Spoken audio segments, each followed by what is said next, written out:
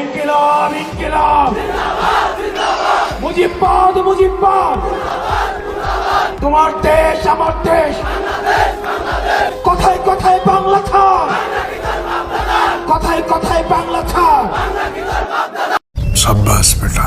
শেখ রুমিনুর রহমান, তুমি যে গর্ত থেকে প্লট প্লট বলে চিৎকার করেছিলে, ওইখান থেকে তোমাকে উদ্ধার করেছে হাসনাতরা।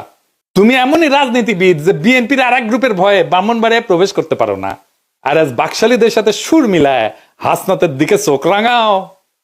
তোমার মতো রাজনীতিবিদ 7 বার জন্ম নিলেও একজন হাসনাত, আসিফ বা সাদিক কায়েম হইতে পারবে না। তোমার ইন্ডিয়ায় যে বিধানসভা নির্বাচন করা লাগবে হাসিনার মতো, তোমারও ইন্ডিয়া পলান লাগবে। আমি কলে দেখতে পারিচ্ছি একেবারে চোখে চোখে। এক হাসিনা জান কালা কালা করে দিয়ে গেল, আর দেখেন আল্লাহর কি কাম, আর একটা হাসিনা হাঙ্কের কান্দে চেপে দিল কোদাতালা। একই কিসিমের, একই রকম হিংস্র, একই রকম মিথ্যাবাদী, একই রকম লোভী। হে খোদা, তোমার দিলে কি একটু দয়া হয় না আমাকে জন্য?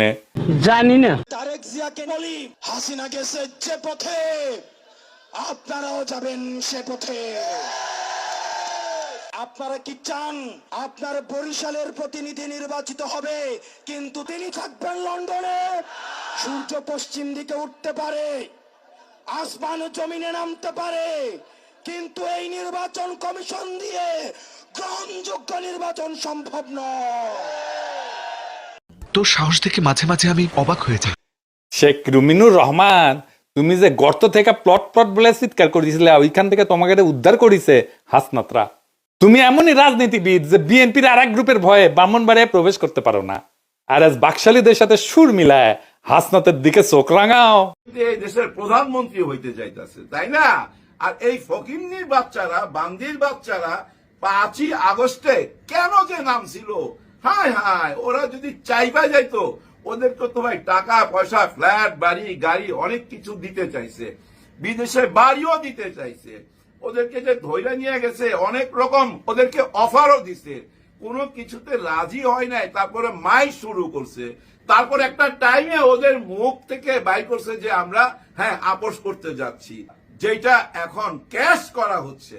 যে ওরা তো কোনো আন্দোলন করতেই চাইছিল না, ওরা তো পিছিয়ে গেছিল। কেন আপনাদের মনে নাই আসিফ মাহমুদের কথা, যার এখান দিয়ে রক্ত বাইরিত ছিল, তার কথা মনে নাই? সে তখন দায়িত্ব নিছিল, সেই তো ঘোষণা দিল, সব দফা বাদ দিয়ে 1 দফা নিয়ে আসলো, 6 তারিখের জায়গায় 5 তারিখ নিয়ে আসলো। তার ঘোষণার কারণেই তো এই আন্দোলন সফল হইল। এটা কি ভুলে গেলে হবে? কেউ শিকার যাক না যাক, মনে করেন আমি শিকার গেলাম না, আমি আচ্ছা। আওয়ামী লীগের আঙুল বাইর হয়েছে মাত্র, এখন বিএনপি রেডি হয়েছে গ্লাভস পইরা। আওয়ামী লীগের নৌকার সাইজ বড়, তাই বহুত কষ্ট হয়েছে। তবে আগামীর ধানের শীষ খুব শান্তির হবে না, ওইটা শুয়া আছে, ধানের মধ্যে শুয়া আছে, ওইটা যখন যাবে তখন টের পাবেন। সঠিক বলেছেন, আপনার বুদ্ধি ভালো। আমার একটা বক্তব্যে বসুন্ধরার মিডিয়া খুব বেরাজ হয়েছে। আমি ভয় পাই না, আমি বলবো, আমি আবার বলবো, আমি বলতেই থাকবো, আমার বলা আপনি থামাইতে পারবেন না। ঠিক বলেছ। বিএনপির আওয়ামী বিষয়ক সম্পাদক রয়েছেন অনেকেই, যারা আওয়ামী লীগ থেকে বেশি আওয়ামী লীগ।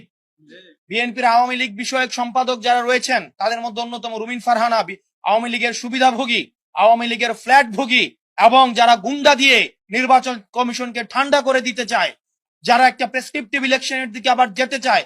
আমরা এই বিএনপির আওয়ামী বিষয়ক সম্পাদকদেরকে বলবো, আপনারা জনগণের পালসকে বুঝুন, 24 পরবর্তী জনগণের পালসকে বুঝুন, নতুবা আবার বাংলাদেশ সংকটের দিকে যাবে।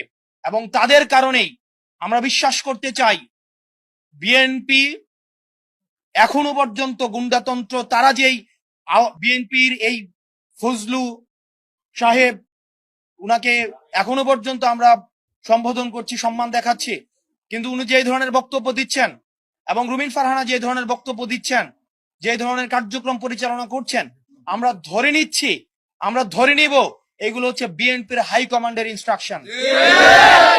এবং আজকের নির্বাচন কমিশনে যেই ঘটনাটি ঘটেছে, সেই বিষয়ে বিএনপি কি অবস্থান নেয় সেটির প্রতি আমরা নজর রাখবো।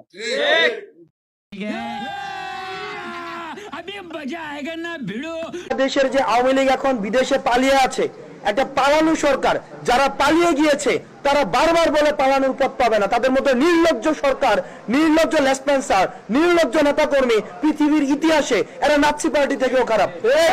আমাদের রাজনৈতিক দল গঠন করার কোনো প্রয়োজন ছিল না, কিন্তু আমরা বাধ্য হয়েছি। আওয়ামী লীগ সবসময় প্রতিহিংসার রাজনীতি করে। আওয়ামী লীগকে আমরা লগি বৈঠা থেকে দেখেছি, আওয়ামী লীগকে আমরা পিলখানা হত্যাকাণ্ডে দেখেছি, আমরা সব হত্যাকাণ্ডে আলমদারকে পাখির মতো গুলি করতে দেখেছি। আরে এরা কারা, কোত্থেকে?